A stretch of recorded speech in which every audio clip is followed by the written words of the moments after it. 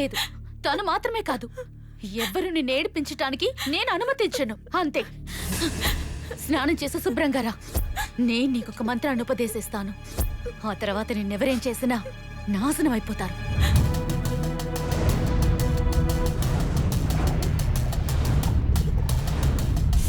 ఆ మంత్రాన్ని 3 సార్లు చెబితే 1 గంట.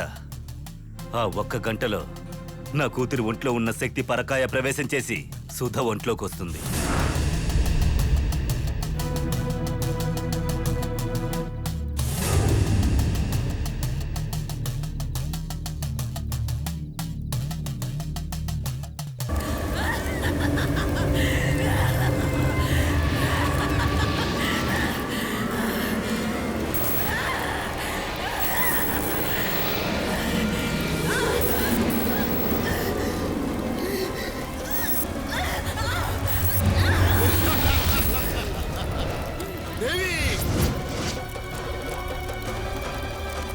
మనకి మనమే ద్రోహం చేసుకోవడం నరకం లాంటిది.